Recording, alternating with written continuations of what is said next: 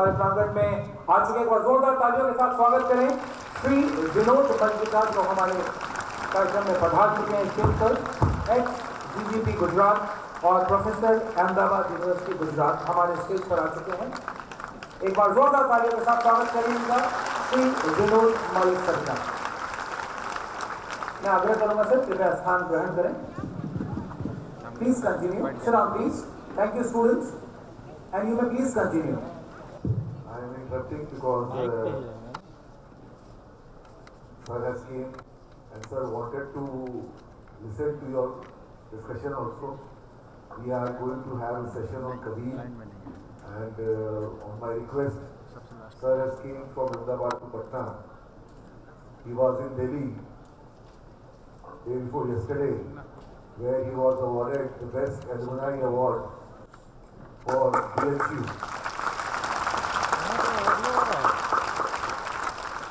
BHU में alumni association ने इन्हें बेस्ट एलुमनाई अवार्ड दिया। आज कई छात्रों को यहाँ पर बेस्ट एलुमनाई अवार्ड मिल रहा है। आने वाले दिनों में से आपको भी मिलेगा।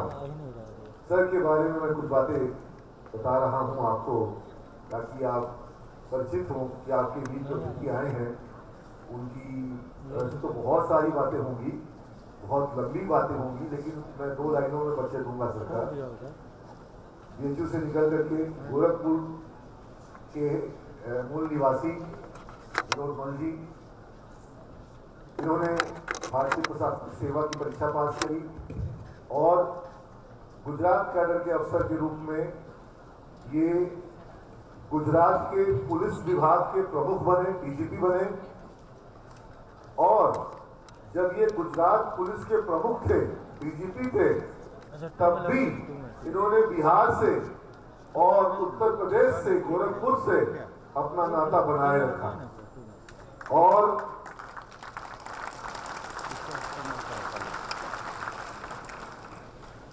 इनकी विशेष रुचि इस बात में है कि कैसे युवा पीढ़ी को, नई पीढ़ी को, तो सर का रुचि इस बात में है कि कैसे युवा पीढ़ी को जो हमारी विरासत है, 2500 वर्ष पूर्व इसी धरती पर बुद्ध अवतरित हुए और बुद्धत्व को प्राप्त हुए, और आज बुद्धत्व, पूरे बुद्ध का जो ज्ञान का प्रकाश है वो पूरे विश्व में फैल रहा है। हम बुद्ध से दूर हो रहे हैं। कबीर इसी धरती पे आए और कबीर ने किस तरीके से प्रेम की भाषा, कबीर ने किस तरीके से ज्ञान की भाषा, ज्ञान की बात कही, और मैं कहता आखिर देखी। और कबीर, मैं तुमसे थोड़ा देर पहले कह रहा था कि वो मैनेजमेंट गुरु है। कबीर को आप किसी धार्मिक गुरु के रूप में लेने की, वो जीवन दर्शन के गुरु हैं, वो फिलॉसफी के गुरु हैं, वो मैनेजमेंट के गुरु हैं, वो कंप्यूटर साइंस वाले जो छात्र हैं, जो स्टार्टअप सोच रहे हैं, तो जो लोगों के जो जनमानस है, कबीर जनता के मानस में बसते हैं। तो कबीर के साथ सर का विशेष लगाव, अध्ययन, मनन, चिंतन। तो सर ने एक अभियान शुरू किया, एक आंदोलन शुरू कर दिया जो बहुत बड़ा हो गया, बुद्ध से कबीर तक, बुद्ध से कबीर तक। और आज वो आंदोलन यहाँ पटना में, सिमेज में तुम लोगों के बीच आ गया है। तो इसलिए जोरदार तालियों के संग तुम लोग स्वागत करोगे विनोद मल सर का। और अब तो इन्होंने बुद्ध से कबीर तक की यात्रा को और आगे बढ़ाते हुए गांधी तक ले आए हैं। और मैं समझता हूं कि बहुत जरूरी है नई पीढ़ी के लिए, आज के इस संक्रमण के दौर में, जब संकीर्णता हावी हो रही है, जब मानसिकता जो है लोगों की संकीर्ण हो रही है, नैरो माइंडेड, और जब राजनीति हावी हो रही है, तब बुद्ध के पास जाएं, कबीर के पास जाएं, गांधी के पास जाएं और समझें कि हम कौन हैं, हम क्या हैं, हमारी विरासत क्या है और हमें किस तरह का भारत बनाना है। ये भारत तुम ही लोग बनाओगे, ये भारत वो नहीं बनाएंगे जो बोलते हैं कि ये भारत सिर्फ एक रंग का होगा। ये इस रंग का होगा, उस रंग का होगा।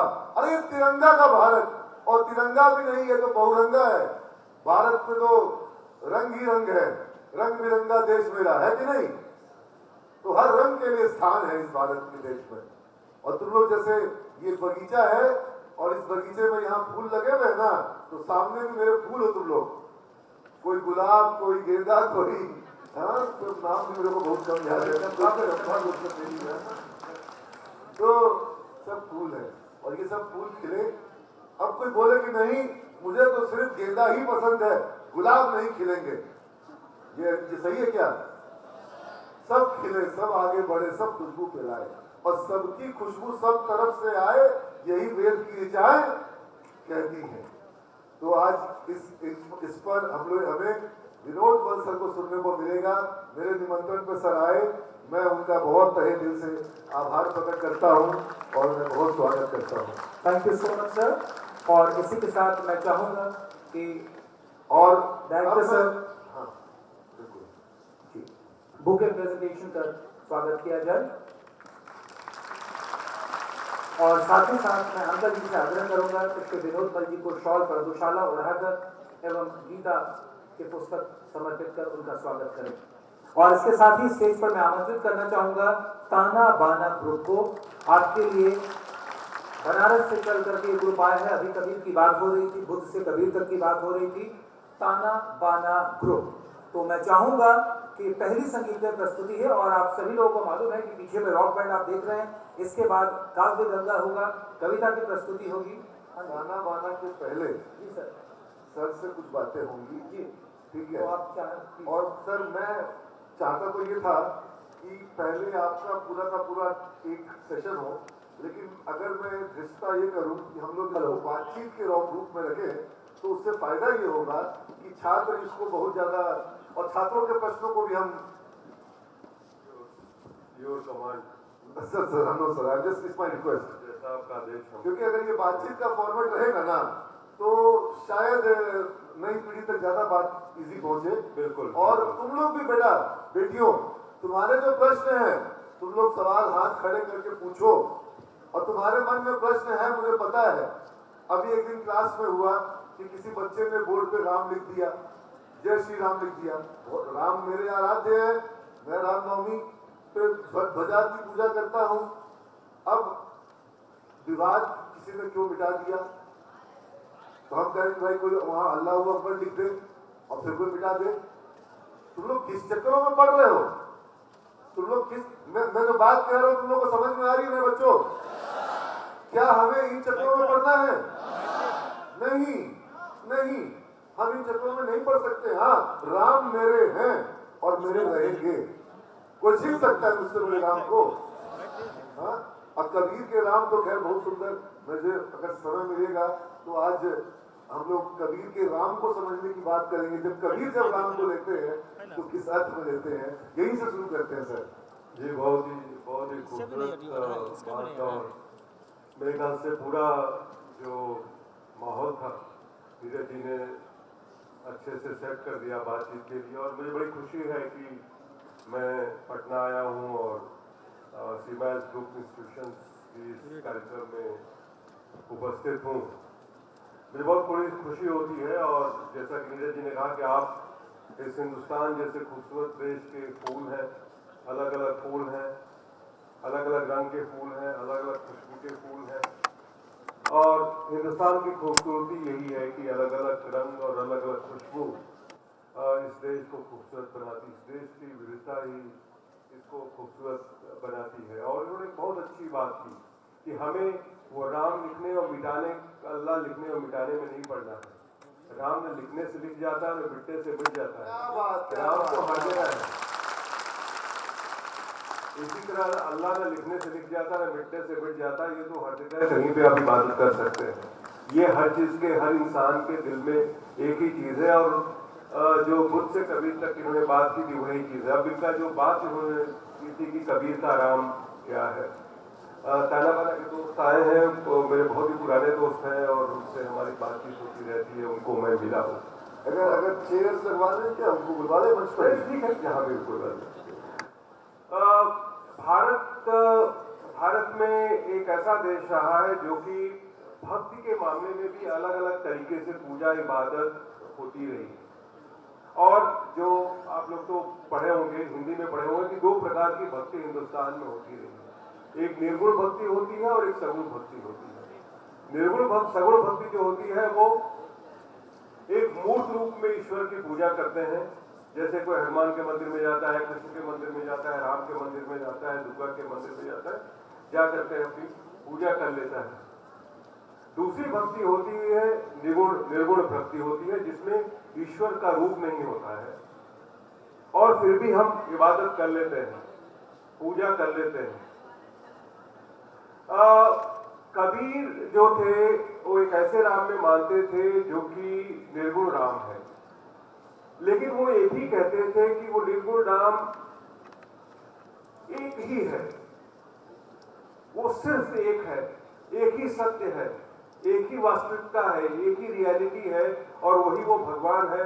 कोई उसको ब्रह्म कहता है, कोई राम कहता है, कृष्ण कहता है, जो कुछ भी कह लो, शब्दों से कोई फर्क नहीं पड़ता, लेकिन वही एक रियलिटी है। और थोड़ी सी बात बताऊं, ये कोई हिंदुस्तान के लिए नई बात नहीं रही। थोड़ा सा मैं आपको शंकराचार्य की बात करना चाहूँ। शंकराचार्य 8वीं शताब्दी में आए थे और शंकराचार्य ने भी, आप लोग तो टेक्निकल साइड के आईटी और प्रबंधन मैनेजमेंट के लोग हैं, कोई बात नहीं है, उससे कोई फर्क नहीं पड़ता, क्योंकि हिंदुस्तान का धर्म और हिंदुस्तान का दर्शन अगर दिल से आप समझें तो बहुत आसान है। कबीरदास जी ने कहा था, नीरज जी ने बड़ा अच्छा कहा कि ये तो आंखें देखी है, ये कोई किताबों से पढ़ के नहीं होता है, तो ये तो महसूस करने की बात है। तो 8वीं शताब्दी में शंकराचार्य आए थे और उन्होंने एक दर्शन दिया था, एक फिलॉसफी दी थी, जिसको बोलते हैं अद्वैत वेदांत। नाम शायद आपने सुना होगा, अद्वैत वेदांत। अद्वैत का मतलब होता अद्वैत, नॉन डुअल। नॉन डुअल का मतलब सिंगल। तो वो कहते हैं, सर मैं यहाँ पे कहूंगा कि सिंगल मैं नहीं मानूंगा इसको, दो नहीं, बिल्कुल सही कह रहे हैं। एक्चुअली वेदांत को नहीं से ही परिभाषित किया जाता है, उसको शब्द भी है, नेति, नॉट दिस, इस तरीके से उसको परिभाषित करते हैं। बड़ा खूबसूरत नीरज जी ने बात कही, वो सिंगल नहीं है, उसको ऐसा है इस तरह से परिभाषित नहीं करते हैं, बल्कि नेति से परिभाषित करते हैं। तो वो नॉन डुअल है, अद्वैत है।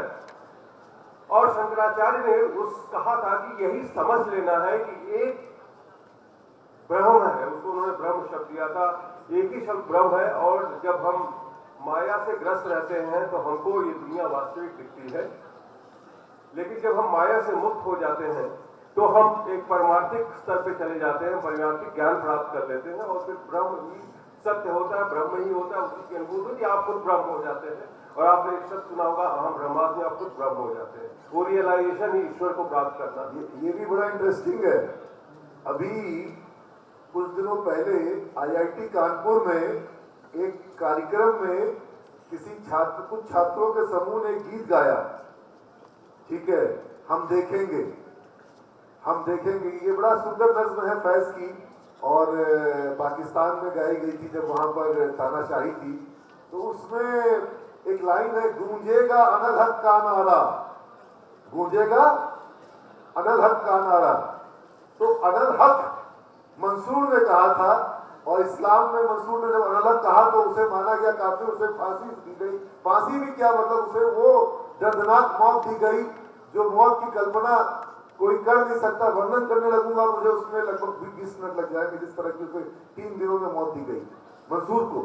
और वही मंसूर अगर भारत में होता तो हम उसे सूफी कहते, संत कहते, क्योंकि अनल हक का मतलब है कि मेरा खुदा मेरे अंदर है, और हम कहते हैं कि अहम ब्रह्मास्मि।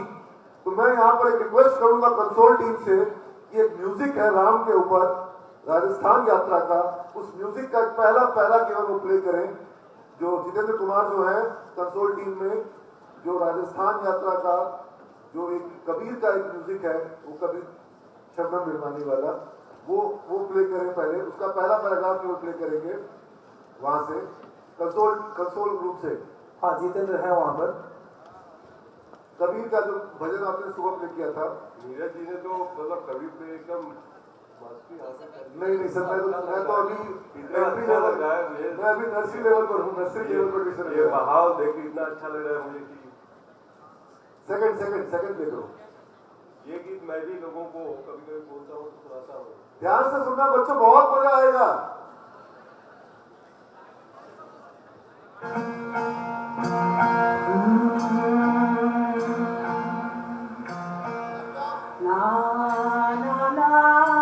Lights softer then.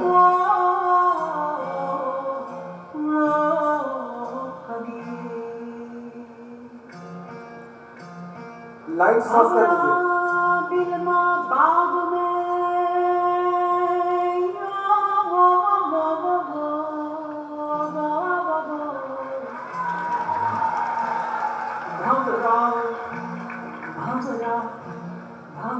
बिलमा बाग में बहुत फूलन की आस, हंस चला घर आपने। वॉल्यूम बढ़ा दीजिए।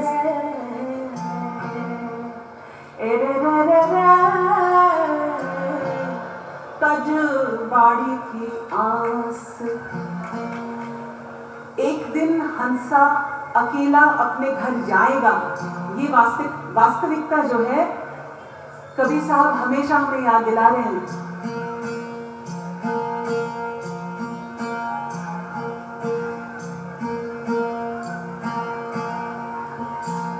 ला ला ला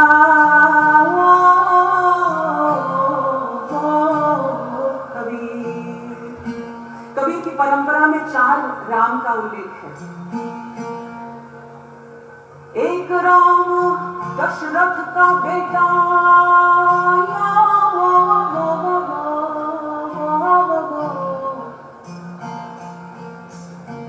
एक राम दशरथ का बेटा, दूजा घट घट में बैठा, कीजे राम का सकल बसाया।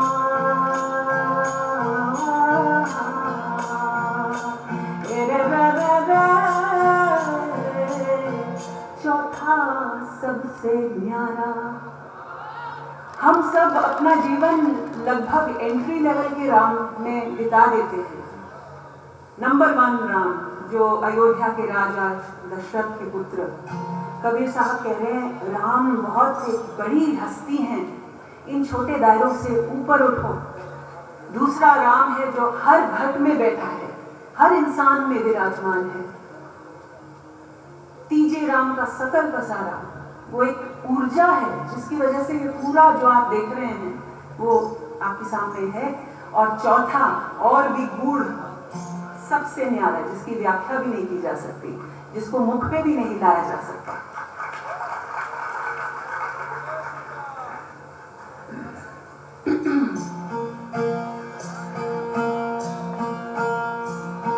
माला जपूं, कभी कहते हैं माला जपूं ना कर जपूं, और मुख से कहूं ना राम। राम हमारा हमें जपे, हम पायो विश्राम। इस मुकाम पे आए हुए कबीर बहुत भटकिया, मन ले विषय विराम। चालत चालत झुक भया,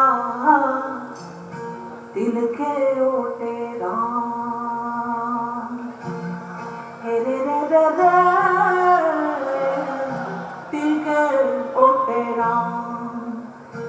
तो राम ऐसे हैं जो हर एक चीज में मिल पाएंगे आपको और बहुत करीब भी मिल पाएंगे। तो ये प्रहलाद जी द्वारा सीखा भजन मालवा का है, मालवा की मीठी बोली में है।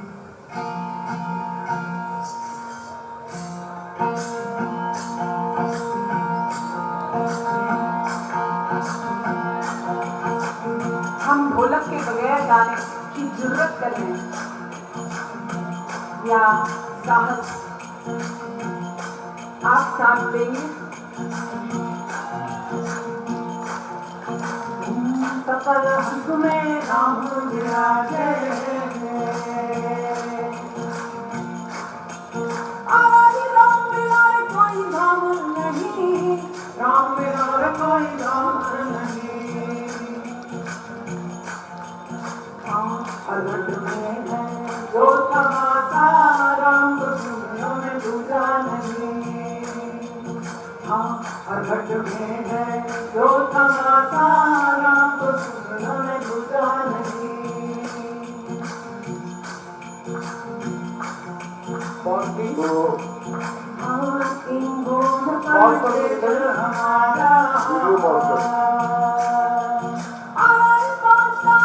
वीडियो पॉज करते हैं। तो जैसा कि आपने इस भजन में भी सुना और सर ने भी बताया, सकल घट में राम विराजे, राम बिना कोई दूजा नहीं।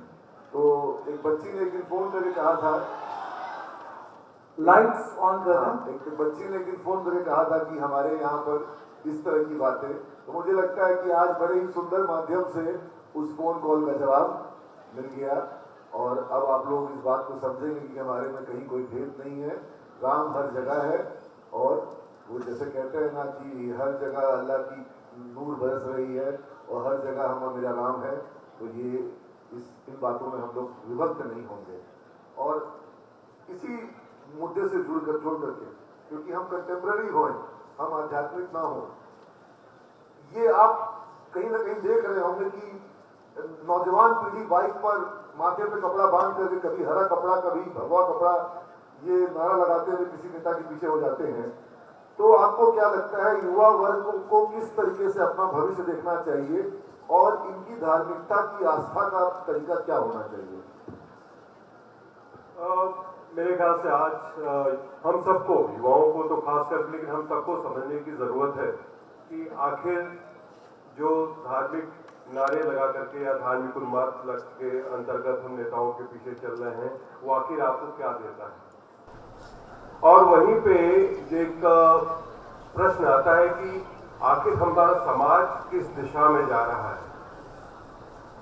जब हम आजाद हुए थे तो नेहरू जी ने एक बात कही थी, मैं इस किताब में पढ़ रहा था, नेहरू जी ने एक बात कही थी कि जब हमारा आर्थिक विकास होगा, तकनीकी विकास होगा, बहुत सारी चीजें होंगी, तो देश में एक आध्यात्मिक रिक्त, स्पिरिचुअल वैक्यूम होने की संभावना रहती है।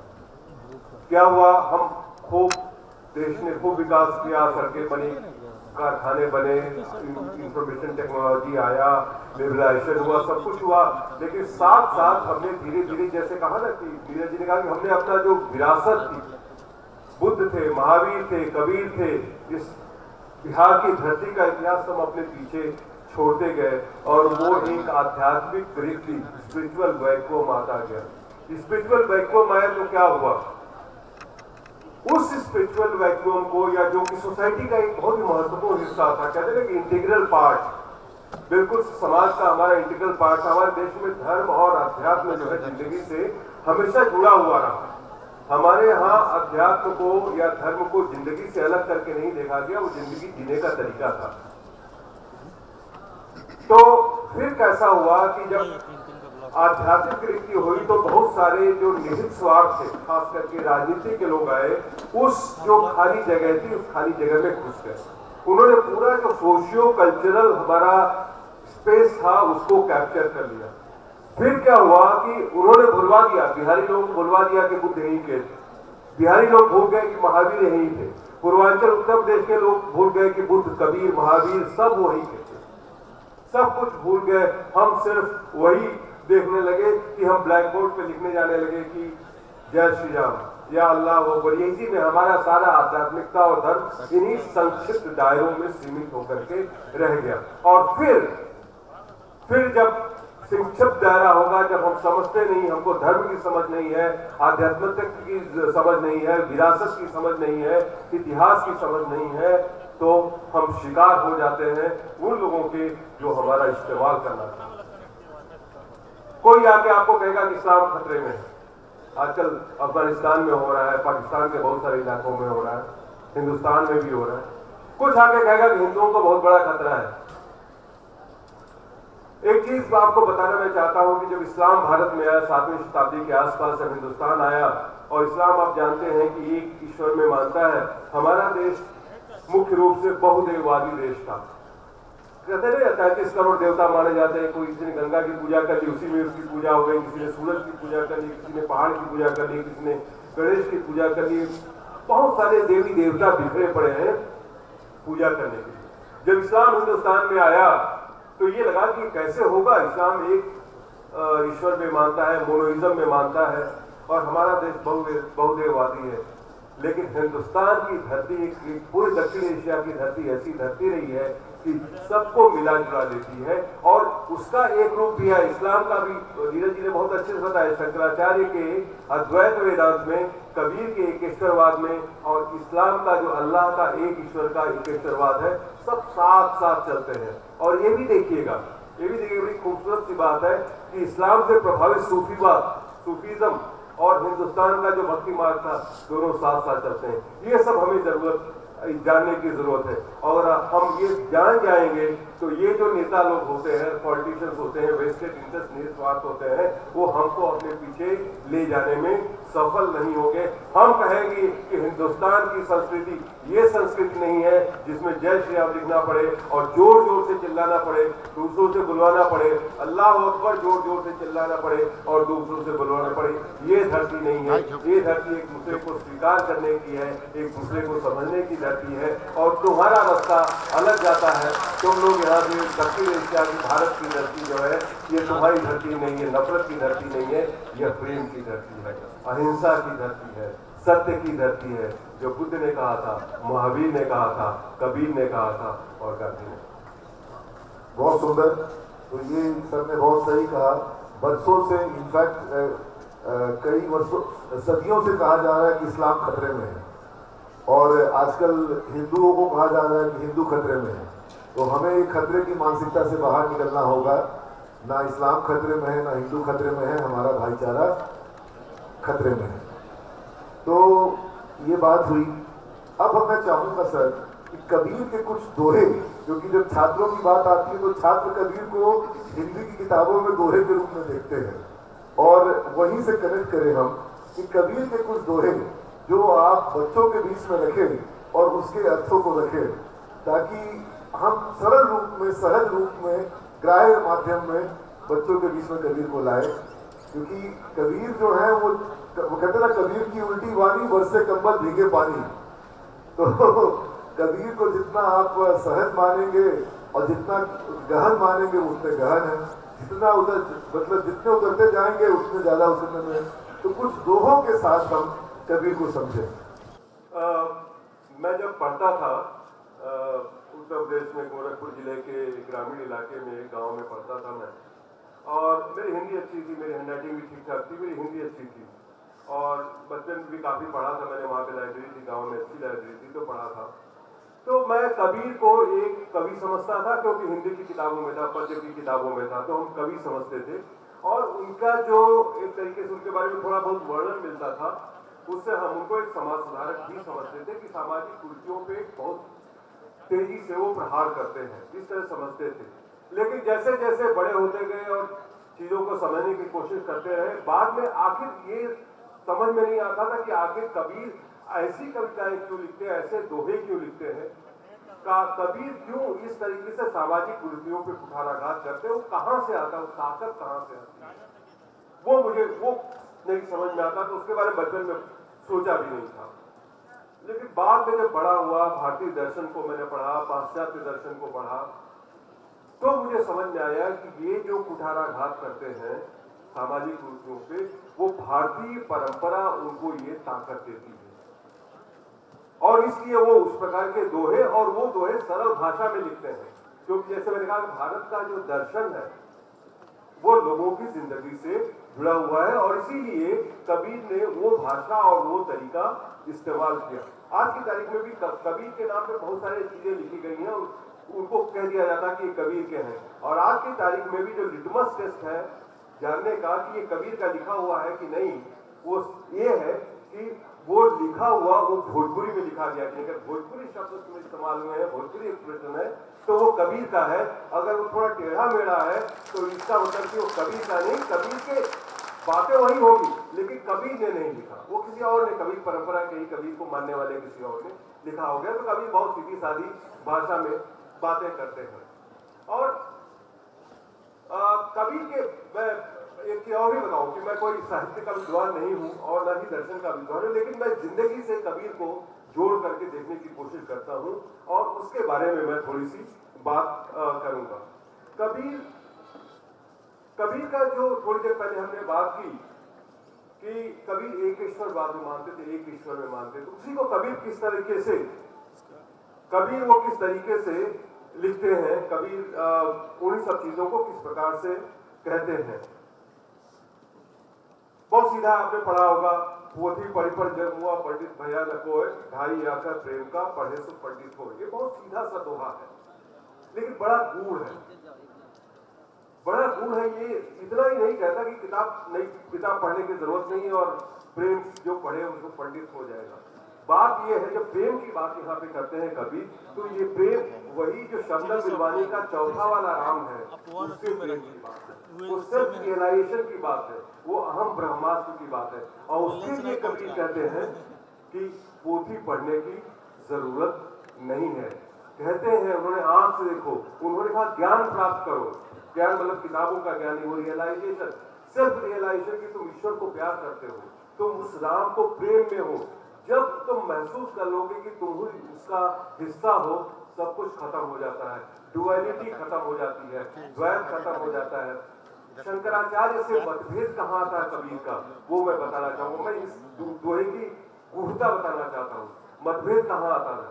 शंकराचार्य भी अद्वैत की बात करते हैं, लेकिन जब शंकराचार्य जब ईश्वर को, उस ब्रह्म को पाने की बात करते हैं, तो ये कहते हैं कि आपको पहले वेदों को पढ़ना पड़ेगा, फिर कहते हैं कि आपको एक ब्रह्म, ये वेदांत वेदों का पढ़ा हुआ एक गुरु आपको लेना पड़ेगा, और फिर यम का रास्ता पालन करना पड़ेगा, और फिर आप ईश्वर तक पहुंचे हैं। कभी इन सबको किनारे फेंक देते हैं। ये बिल्कुल क्रांतिकारी तरीके से हटा देते हैं, और इसलिए हटा देते हैं कि आम इंसान से ईश्वर जुड़ सके। वेदांत से क्या हुआ? शंकराचार्य के हिंदू परंपरा बहुत अच्छी है, शंकराचार्य बहुत ही एक ताकतवर दार्शनिक के रूप में हिंदुस्तान में आए, लेकिन उसका एक परिणाम क्या हुआ कि जब आप तौर तरीके नियत करने लगते हैं कि तुमको ऐसे करना पड़ेगा और वैसे करना पड़ेगा, ये पढ़ना पड़ेगा, ये रास्ता इख्तियार करना पड़ेगा, तो जन्म होता है कर्मकांड का। प्रोटोकॉल फिक्स होती है, जैसे आप लोग आईटी में पढ़ते होंगे ना, एल्गोरिथम लिखते हैं, ठीक है ना। एल्गोरिथम में पहले आप डिक्लेरेशन करते हैं, फिर सेटअप करते हैं, और फिर रिपीटेटिव लूप लिखते हैं, इस तरह करते हैं ना आप लोग, प्रोग्राम लिखते होंगे, करते होंगे, तो उसमें भी कोड फिक्स होने लगते हैं। और हमारे देश में बड़े होशियार लोग रहे हैं, जिनको शासन करना होता है वही लोग कोड लिखते हैं। तो एक, मैं किसी जात की बात देकर मैं एक व्यवस्था की बात कर रहा हूँ, जिसको ब्राह्मणवादी व्यवस्था कहते हैं। ब्राह्मणों से उसका कोई लेना देना नहीं। ब्राह्मणवादी व्यवस्था में राजपूत भी हो सकता है और दलित भी हो सकता है, उस मानसिकता और सोच की बात है। वो रास्ते फिक्स करने लगते हैं कि इस रास्ते से चलो तो ही तुम पवित्र होगे। और आज भी आप जाइए किसी मंदिरों में, आप कामाख्या देवी के मंदिर में चले जाइए, तो बोलेगा 500 रुपया के, 500 रुपया के तभी दर्शन होगा, तभी दर्शन शुरू हो जाएगा। तो कर्मकांड होने लगता है, और कबीर उस कर्मकांड का विरोध करते थे। बोले प्रेम के लिए, ईश्वर को प्राप्त करने के लिए इन सब चीजों की साफ जरूरत नहीं है। सामान्य जीवन जीते हुए, और उन्होंने पूरी जिंदगी बुनकर का काम करते हुए ईश्वर को, वही एक सही तरीका है कि आप ईश्वर को। उन्होंने कहा ही कि पाथर पूजे प्रभु मिले तो मैं पूजू पहाड़, अगर पत्थर को पूजने से ही प्रभु मिल जाए तो मैं पहाड़ की पूजा करूं। लेकिन सिर्फ कठोर नहीं थे कबीर को लोग कहते हैं ज्ञान मार्ग के थे, ज्ञान की बातें करते थे, कठोर थे, लेकिन कहीं ना कहीं उन्होंने प्रेम रस को, प्रेम के मार्ग को भी उन्होंने साधा था। और मैं कबीर का ही कुछ पंक्तियां जो मुझे बहुत पसंद है, और मैं अच्छा गायक नहीं हूँ, लेकिन फिर भी मैं थोड़ा उसे गुनगुनाते हुए तुम्हें सुना रहा हूँ आज। इजाजत है? और मेरी आवाज जोर जोर से चिल्लाने से थोड़ी बैठी हुई भी है। हमन है इश्क मस्ताना, हमन को होशियारी क्या, हमन है इश्क मस्ताना, हमन को होशियारी क्या, रही आजाद या जग में हमन, दुनिया से यारी क्या। माने हम इश्क मस्ताना, हमन है इश्क मस्ताना, हमन को होशियार। जब इश्क है तो फिर वहां होशियारी की जरूरत है क्या? वहां तो समर्पण है। निगाह मैम सुन रही है।